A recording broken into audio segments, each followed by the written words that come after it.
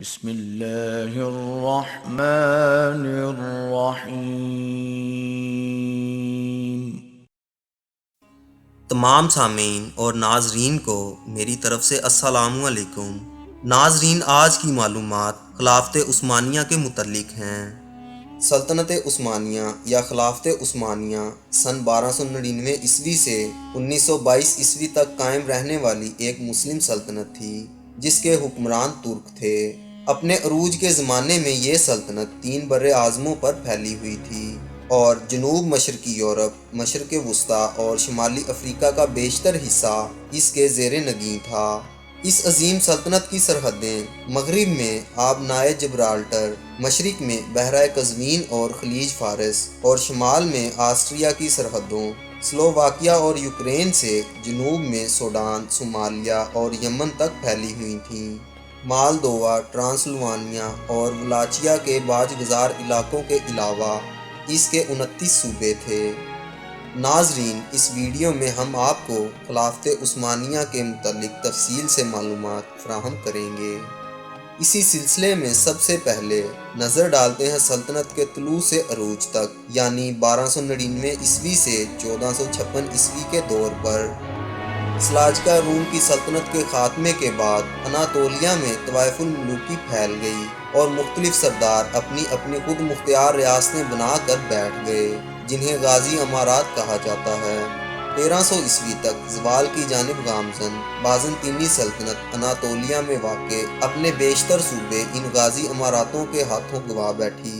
انہی اماراتوں میں سے ایک مغربی اناطولیہ میں اسکی شہر کے علاقے میں واقع تھی، جس کے سردار عثمان اول تھے۔ ناظرین، جب ارطغرل ہجرت کر کے اناطولیہ پہنچے تو انہوں نے 2 لشکروں کو آپس میں برسر پیکار دیکھا، جن میں سے ایک تعداد میں زیادہ اور دوسرا کم تھا۔ اپنی فطری ہمدردانہ طبیعت کے باعث ارطغرل نے چھوٹے لشکر کا ساتھ دیا اور 400 شاہ سواروں کے ساتھ میدان جنگ میں کود پڑے۔ شکست کھاتا ہوا لشکر اس اچانک امداد سے جنگ کا پاسا پلٹنے میں کامیاب ہو گیا۔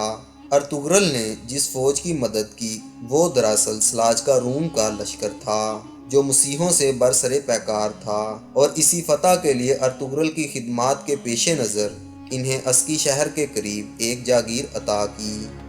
1281 عیسوی میں ارطغرل کی وفات کے بعد اس جاگیر کی سربراہی عثمان اول کے ہاتھ میں آئی، جنہوں نے 1299 عیسوی میں سلجوقی سلطنت سے خود مختاری کا اعلان کر کے عثمانی سلطنت کی بنیاد ڈالی۔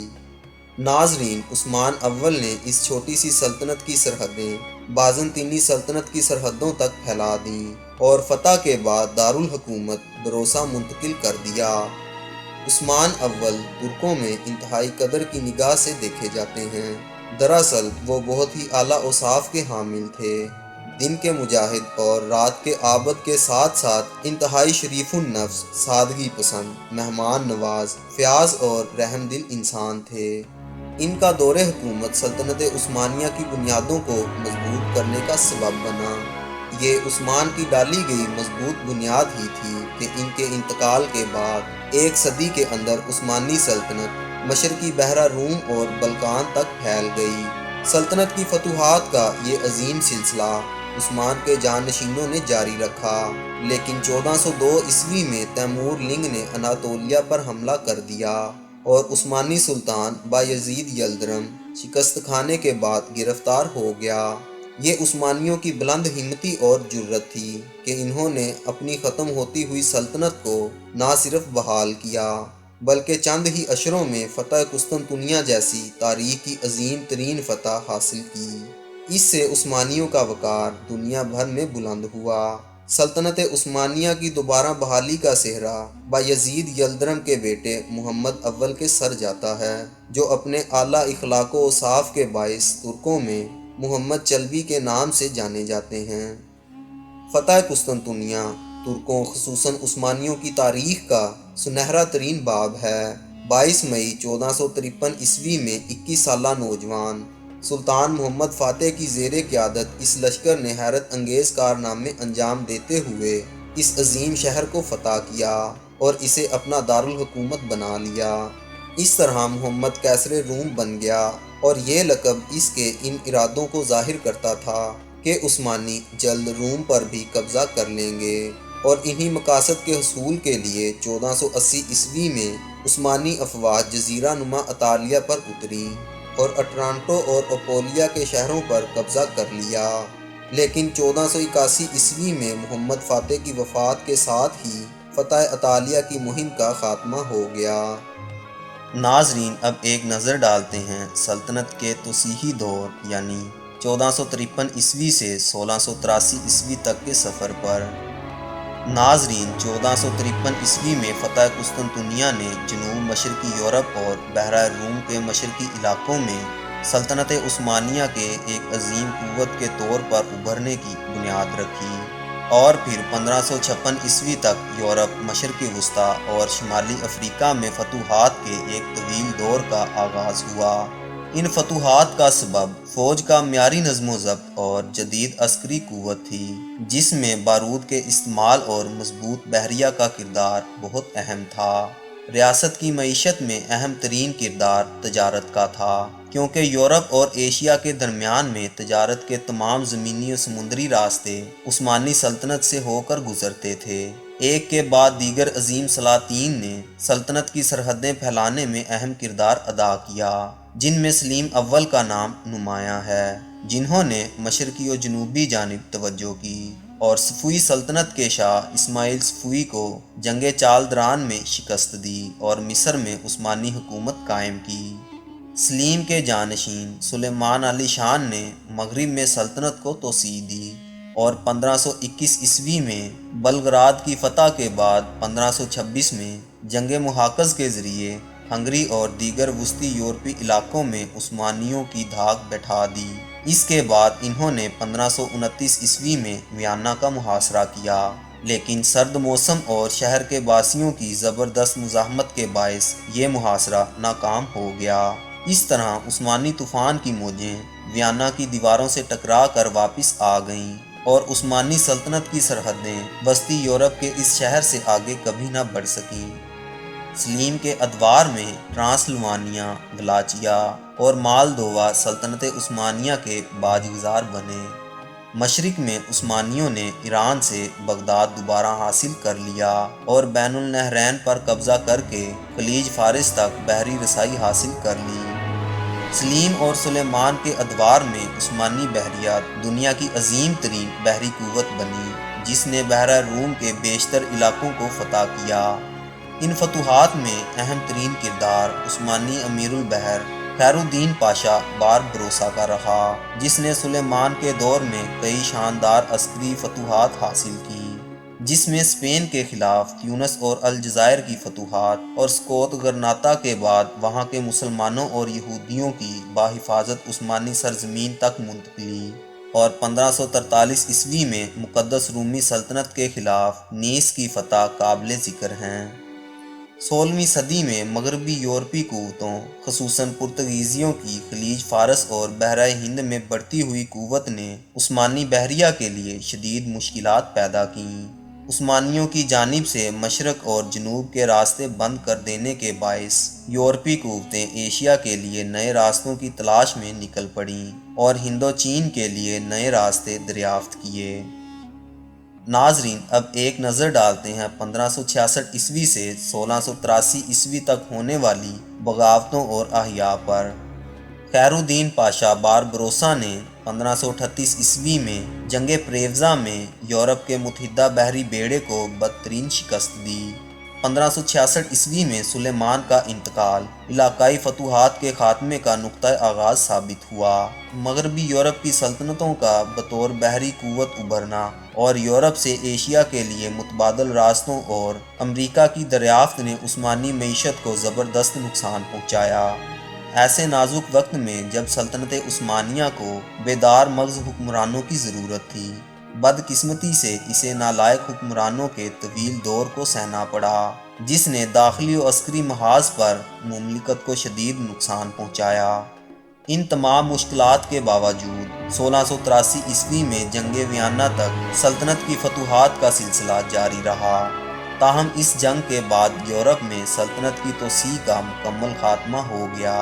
مغربی یورپ کی جانب سے نئے تجارتی راستوں کی تلاش و دریافت کے علاوہ امریکہ سے اسپین میں بڑی مقدار میں چاندی کی آمد عثمانی سکے کی قدر میں تیزی سے بے قدری کا باعث بنی۔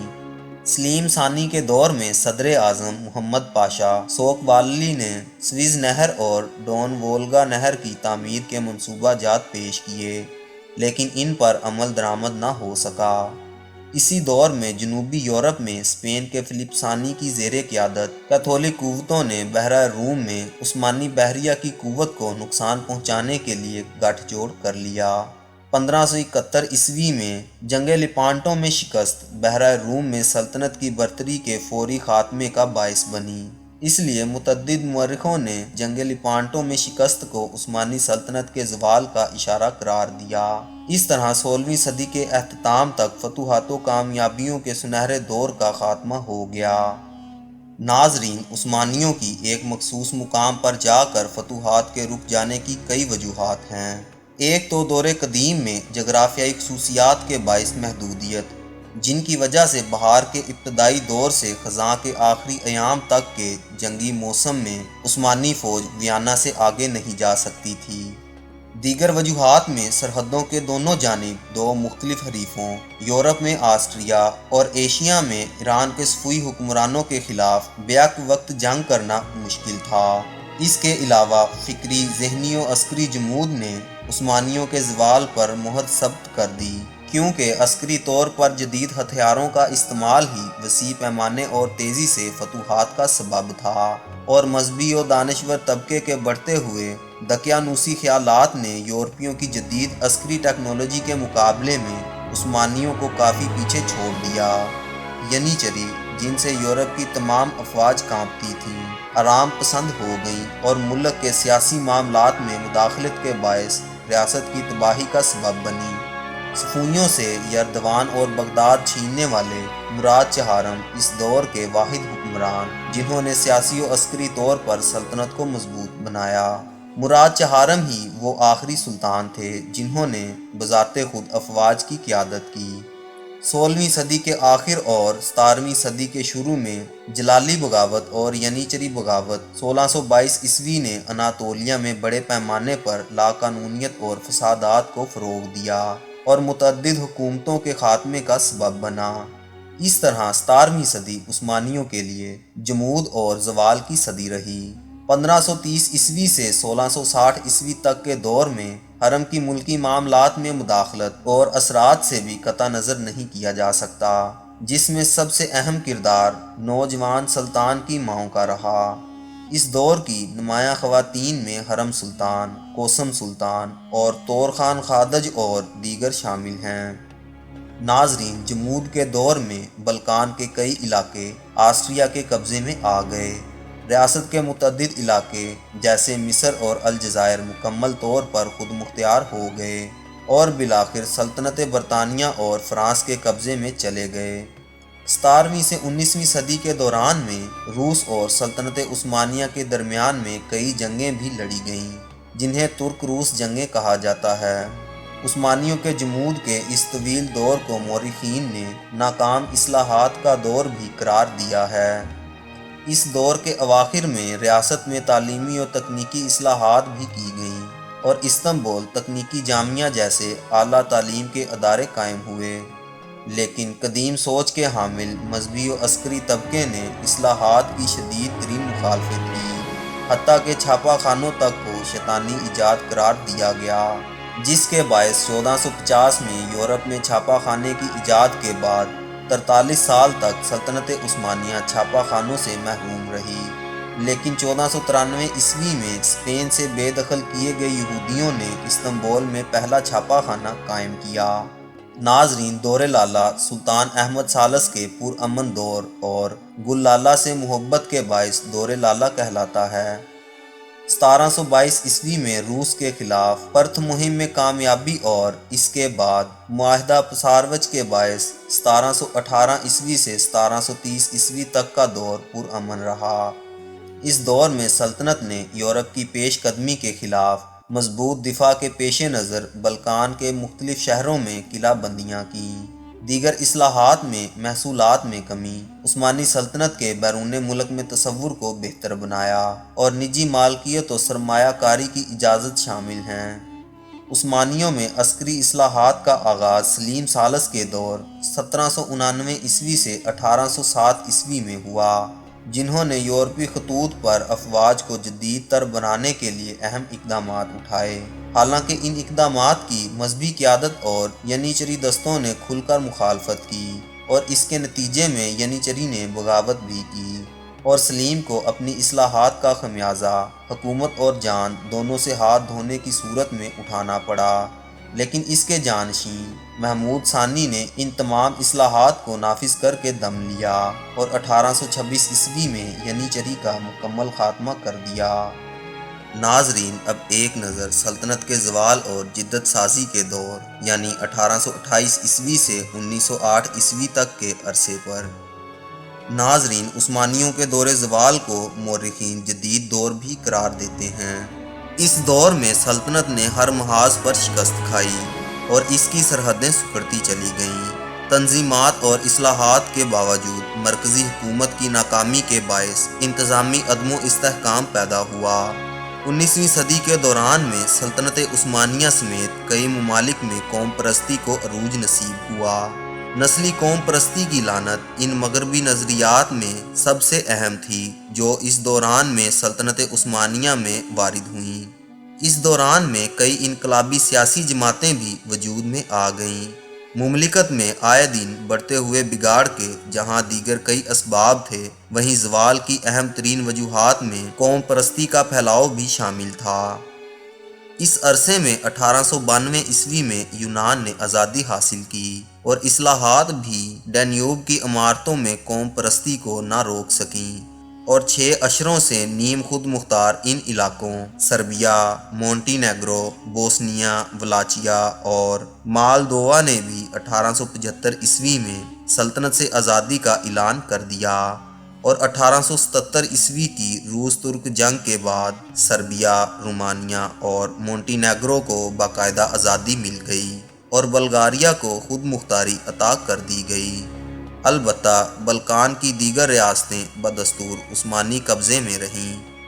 زوال کے اسی دور میں سربیا کے ایک یہودا سولمن القلائی نے سہون کی طرف واپسی اور اسرائیل کی آزادی کا نظریہ پیش کیا۔ دور تنظیمات 1839 تا 1876 میں آئینی اصلاحات کا ایک سلسلہ متعارف کرایا گیا، جس کے نتیجے میں ایک نسبتاً جدید فوج اور بینکاری نظام کی اصلاحات نافذ ہوئیں اور جدید کارخانے قائم ہوئے۔ 1856 میں خط ہمایوں کے ذریعے نسل و مذہب سے بالا تر ہو کر تمام عثمانی شہریوں کو برابری کا درجہ دینے کا اعلان کیا گیا۔ مسیح اقلیتوں کو بھی خصوصی حقوق عطا کیے گئے، جیسے 1863 میں آرمینیائی دانشوروں کی مرتب کردہ 150 سکوں کے ضابطۂ قانون کے تحت منظور شدہ دیوان نظام نامہ ملت آرمینیان۔ ناظرین، اصلاحات کے اس دور کی سب سے اہم بات وہ دستور تھا جو قانون اساسی کہلاتا تھا، جسے نوجوانان عثمان نے تحریر کیا اور 23 نومبر 1876 کو نافذ کیا۔ اس کے ذریعے تمام شہریوں کے لیے اظہار رائے کی آزادی اور قانون کی نظر میں برابری عطا کی گئی۔ سلطنت کا پہلا آئینی دور مختصر رہا، لیکن اس کے نتیجے میں جو نظریہ فروغ پایا وہ مغربی جامعیت میں تعلیم پانے والے نوجوانان عثمانیہ نامی اصلاح پسند گروہ کے مطابق یہ تھا کہ ایک آئینی بادشاہت مملکت کے بڑھتے ہوئے مسائل کا خاتمہ کر سکتی ہے۔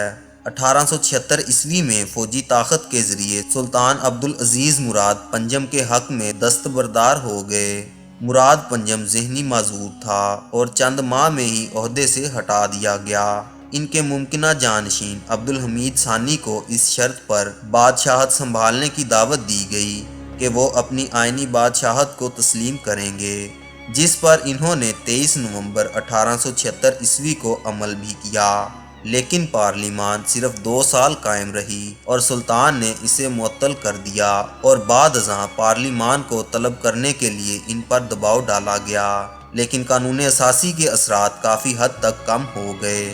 اس عرصے میں سلطنت کو بیرونی جارحیت اور قبضہ گیری کے خلاف اپنے دفاع کے حوالے سے شدید خطرات کا سامنا رہا۔ 1798 عیسوی میں فرانس نے مصر پر قبضہ کر لیا۔ 1877 عیسوی کی روس ترک جنگ میں شکست کے بعد برلن کانگریس میں حمایت کے صلے میں 1878 عیسوی میں ایالت قبرص پٹے پر برطانیہ کے حوالے کرنا پڑا۔ سلطنت اپنے مسائل کو خود حل کرنے کے قابل نہ رہی اور مختلف یورپی ممالک کی مداخلت و اتحاد کے ذریعے اس کے مسائل حل ہونے لگے۔ مثال کے طور پر جنگ کریمیا، جس میں عثمانیوں نے روس کے خلاف برطانیہ اور فرانس سے اتحاد کیا تھا، حالانکہ اس عرصے میں اسے یورپ کا مرد بیمار کہا گیا، لیکن معاشی طور پر سلطنت کی بدحالی کا سبب اس کی ترقی پذیر معیشت میں نہیں تھا، بلکہ وہ ثقافتی خلا تھا جو اسے یورپی قوتوں سے الگ کیے دیتا تھا۔ اقتصادی مسائل دراصل بیرونی سامراجیت اور ابھرتی ہوئی داخلی قوم پرستی جیسے مسائل سے نہ نمٹ پانے کی وجہ سے تھے۔ ناظرین، اب ایک نظر سلطنت کی تحلیل یعنی 1908 عیسوی سے 1922 عیسوی کے دور پر۔ ناظرین، دوسرا آئینی دور سلطنت عثمانیہ کی حتمی تحلیل پر منتج ہوا۔ اس دور میں اتحاد و ترقی جمعیتی کی سیاست اور نوجوانان ترک کا سبب بننے والی تحریک نمایاں ترین ہیں۔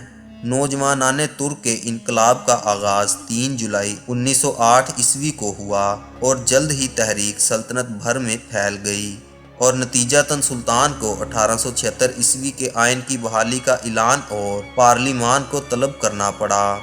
آئینی دور میں 1909 عیسوی کے جوابی طاقت اور واقعہ 31 مارچ کے جوابی انقلاب کے دور میں رخنا آیا، جس کے ساتھ ہی سلطان عبدالحمید ثانی کے دور کا خاتمہ کر دیا گیا اور انہیں جلا وطن کر دیا گیا اور ان کی جگہ ان کے بھائی محمد پنجم کو تخت پر بٹھایا گیا۔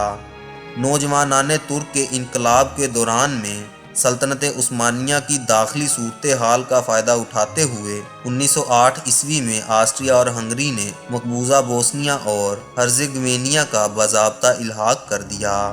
آسٹریا ہنگری نے 1877 عیسوی کی روس ترک جنگ اور برلن کانگریس 1878 عیسوی کے بعد اس پر قبضہ کر لیا تھا۔ اطالیہ ترک جنگوں کے دوران میں سربیا، مونٹی نیگرو، یونان اور بلغاریہ پر مشتمل بلقان لیگ نے سلطنت عثمانیہ کے خلاف اعلان جنگ کر دیا، جس کے نتیجے میں سلطنت عثمانیہ کو بلقان جنگ کا سامنا کرنا پڑا اور اسے جزیرہ نما بلقان کے کئی علاقوں سے ہاتھ دھونا پڑا۔ لیبیا اور جزیرہ نما بلقان میں اتحاد و ترقی جمعیتی کا پہلا بڑا امتحان تھی۔ اطالیہ ترک جنگوں میں سلطنت کو لیبیا سے بھی ہاتھ دھونا پڑے۔ یہ پہلی جنگ تھی جس میں دنیا میں پہلی بار میدان جنگ میں ہوائی جہازوں کا استعمال بھی کیا گیا۔ 19ویں صدی کے آخر میں قائم ہونے والی بلقان ریاستیں نسلی و قومی بنیادوں پر البانیہ، مقدونیہ اور تراکیہ کے عثمانی صوبوں سے بھی اضافی علاقوں کے حصول کی خواہش مند تھیں۔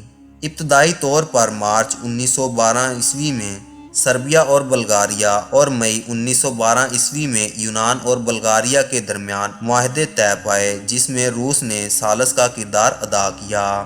صلب بلغاری معاہدے میں مقدونیہ کی تقسیم کا مطالبہ کیا گیا تھا، جو پہلی بلقان جنگ کا سب سے اہم سبب بنا۔ دوسری بلقان جنگ کے آغاز کا اہم سبب سابق بلقان اتحادیوں میں نئے حاصل کردہ علاقوں کی تقسیم پر پیدا ہونے والے تنازعات تھے، جس سے سلطنت عثمانیہ نے بھرپور فائدہ اٹھایا اور تراکیہ میں کئی نئے علاقے دوبارہ فتح کر لیے۔ بلقان جنگ کے سیاسی نتائج 1913 عیسوی کے طاقت اور 3 پاشاؤں کی حکومت کا سبب بنے۔ ناظرین، اب ایک نظر ڈالتے ہیں جنگ عظیم اول پر۔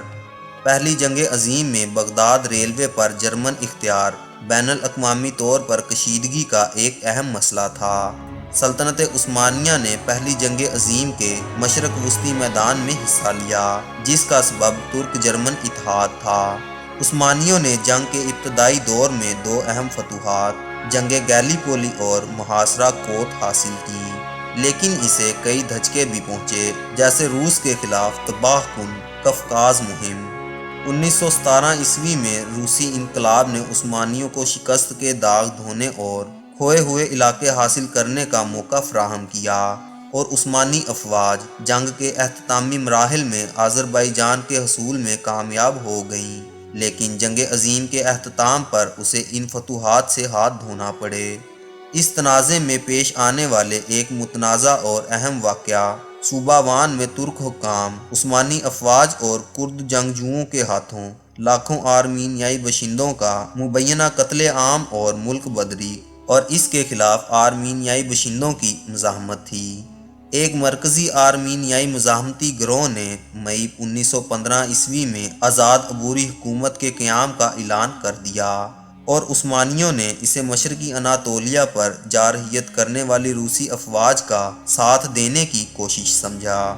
1917 کے اختتام تک آرمینیائی انقلابی وفاق نے جمہوریہ آرمینیا قائم کر دی، جو آرمینیائی قتل عام سے بچ جانے والے باشندوں پر مشتمل تھی۔ پہلی جنگ عظیم نے عثمانیوں کے شکست کے دو اہم اسباب ایڈمنڈ ایلن بائی کی زیر کمان برطانوی افواج کے اہم ہدف پر حملے اور عرب بغاوت تھی۔ ان میں عرب بغاوت سلطنت عثمانیہ کی شکست کا سب سے بڑا سبب سمجھی جاتی ہے۔ عرب بغاوت کی مہمات کا آغاز مکہ کی جانب سے برطانیہ کی مدد سے جون 1916 میں جنگ مکہ سے، اور اس کا اختتام دمشق میں عثمانیوں کے اسلحہ پھینک دینے کے ساتھ ہوا۔ مدینہ کے عثمانی کمانڈر فخری پاشا نے محاصرہ مدینہ میں 2.5 سال سے زیادہ عرصے تک زبردست مزاحمت کی۔ ناظرین، اب ایک نظر سلطنت کی تقسیم پر۔ جنگ عظیم کے نتیجے میں سلطنت عثمانیہ میں تقسیم کا عمل قسطنطنیہ پر قبضے کے 13 دن بعد 30 اکتوبر 1918 کو معاہدہ مدرس کے ذریعے شروع ہوا، اور بعد ازاں معاہدہ سیورے کے ذریعے مشرقی وسطی میں عثمانی مقبوضات کو برطانیہ اور فرانس کے حوالے کر دیا گیا، جبکہ بحیرہ روم کے ساحلی علاقوں کو اٹلی، ترک ایجین ساحلوں کو یونان، اور آبنائے باسفورس اور بحیرہ مرمرا کو بین الاقوامی علاقے کے طور پر اتحادی قوتوں کے حوالے کر دیا گیا۔ اس کے ساتھ ساتھ مشرقی اناطولیہ میں جمہوریہ آرمینیا کو توسیع دیتے ہوئے والسونین آرمینیا کی تشکیل دی گئی، جو آرمینیائی باشندوں کا قدیم وطن تھا، تاہم بعد ازاں ان علاقوں میں ترک اور کرد بھی بس گئے۔ برطانیہ نے مشرق وسطی کی تقسیم کے لیے انتہائی چالاکی و عیاری کے ساتھ فرانس کے ساتھ سائکوس پیکوٹ نامی خفیہ معاہدہ کیا۔ استنبول اور ازمیر پر قبضہ ترک قومی تحریک کے قیام کا سبب بنا، اور مصطفیٰ کمال پاشا کی زیر قیادت جنگ آزادی کے آغاز اور جمہوریہ ترکی کے قیام کا اعلان کیا گیا۔ مصطفیٰ کمال کی زیر قیادت ترک قومی تحریک نے 23 اپریل 1920 کو انقرہ میں قومی مجلس اعلیٰ کے قیام کا اعلان کیا، جس میں استنبول میں عثمانی حکومت اور ترکی میں بیرونی قبضے کو تسلیم کرنے سے انکار کر دیا۔ ترک انقلابیوں نے عوامی فوج کے ذریعے یونان، اٹلی اور فرانس کی افواج کو اناطولیہ سے نکال باہر کیا۔ معاہدہ سیورے کے نتیجے میں جو علاقے جمہوریہ آرمینیا کو مل گئے تھے، انہیں دوبارہ حاصل کیا، اور آبنائے پر قابض برطانوی افواج کے لیے خطرہ بن گئیں۔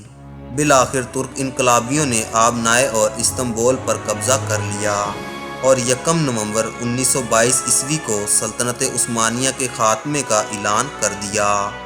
آخری سلطان محمد ششم وحید الدین 17 نومبر 1922 کو ملک چھوڑ گئے، اور معاہدہ لوزان کے تحت 24 جولائی 1923 کو باضابطہ طور پر ترک جمہوریہ کو تسلیم کر لیا گیا۔ چند ماہ بعد 3 مارچ 1924 کو خلافت کے خاتمے کا اعلان کر دیا گیا، اور سلطان اور ان کے اہل خانہ کو ناپسندیدہ شخصیت قرار دے کر جلا وطن کر دیا گیا۔ 50 سال بعد 1974 میں ترک قومی مجلس اعلیٰ نے سابق شاہی خاندان کو ترک شہریت عطا کرتے ہوئے وطن واپسی کی اجازت دے دی۔ سلطنت عثمانیہ کے خاتمے کے نتیجے میں جو نئے ممالک قائم ہوئے، ان کی تعداد اس وقت 40 بنتی ہے۔ ناظرین، سلطنت عثمانیہ کے متعلق مزید معلومات حاصل کرنے کے لیے اس ویڈیو کا دوسرا پارٹ دیکھنا مت بھولیں۔ اب اسی امید کے ساتھ اجازت چاہوں گا کہ آپ کو ہماری آج کی معلوماتی ویڈیو بہت پسند آئی ہوگی۔ انشاءاللہ ملتے ہیں بہت جلد ایک نئی معلوماتی ویڈیو کے ساتھ۔ اللہ آپ کا حامی و ناصر۔